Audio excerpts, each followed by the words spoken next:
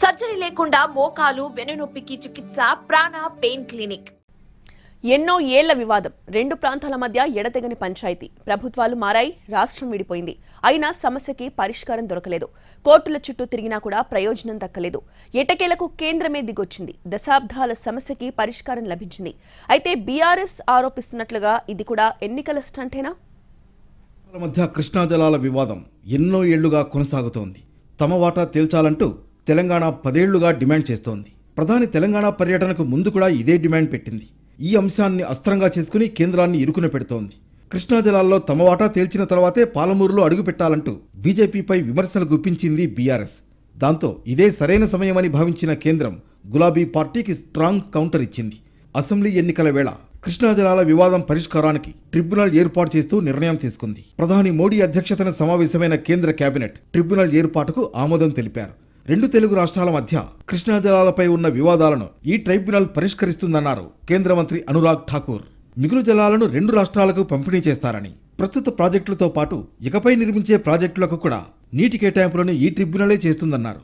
अब जब 2018 में तेलंगाना सरकार ने केवल आंध्र प्रदेश और तेलंगाना के बीच जल बंटवारे को सीमित विषय पर भारत सरकार के समक्ष नई कंप्लेंट दायर की है तथा सुप्रीम कोर्ट में दायर अपनी रिट याचिका वापस कर ली, तो इसी परिप्रेक्ष्य में second Krishna water dispute tribunal ने आंध्र प्रदेश और तेलंगाना के बीच कृष्णा नदी जल विवाद के बंटवारे के लिए समाधान के लिए नए टर्म ऑफ रेफरेंस देने का निर्णय लिया है. इसके अंतर्गत ट्रिब्यूनल अविभाजित आंध्र प्रदेश को कृष्णा नदी से आवंटित जल में से दोनों राज्यों के लिए बंटवारा करेगा जल का, और ये दोनों राज्यों में कार्यरत या निर्माणाधीन या भविष्य के लिए जो प्रस्तावित प्रोजेक्ट्स के लिए प्रोजेक्ट वाइज वाटर एलोकेशन करेगा. तो ये भी तेलंगाना की जो एक मांग थी वो भी आज पूरी की गई. उस तरह से ట్రిబ్యునల్ ఏర్పాటుకు నిర్ణయం తీసుకున్న ప్రధాని మోడీకి తెలంగాణ రుణపడి ఉంటుందన్నారు కేంద్ర మంత్రి కిషన్ రెడ్డి. తెలంగాణ ఈ విషయంలో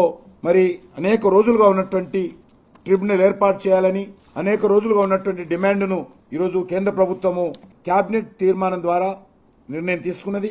మనకు తెలుసు, నీళ్లు నిధులు నియామకాల పేరుతో తెలంగాణ ఉద్యమం జరిగింది. ఈరోజు ఈ నిర్ణయంతో మనము ఈ సమస్యకు ఒక సానుకూలంగా ఈ సమస్య పరిష్కారం చేసుకోవడానికి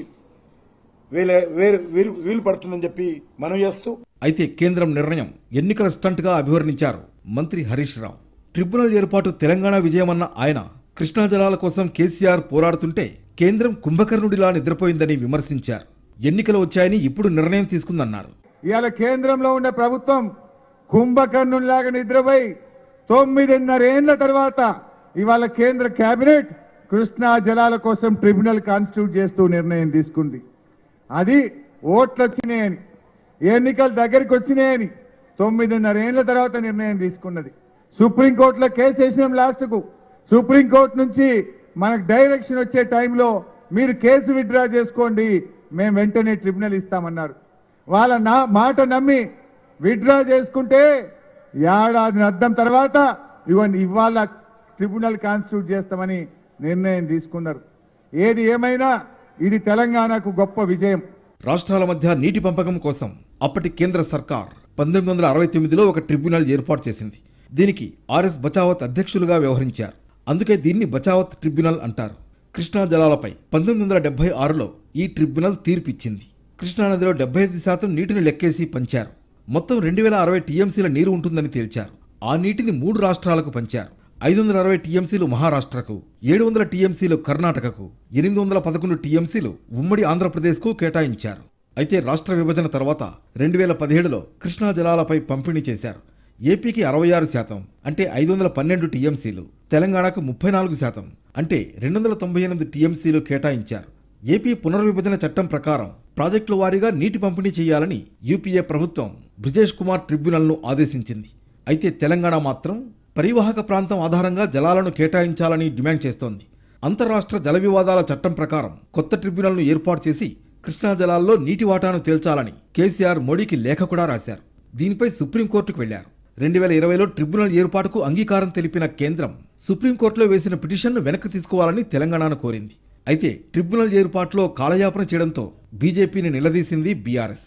దీంతో దిగొచ్చిన కేంద్రం ఎట్టకేలకు ట్రిబ్యునల్ ఏర్పాటుకు గ్రీన్ సిగ్నల్ ఇచ్చింది.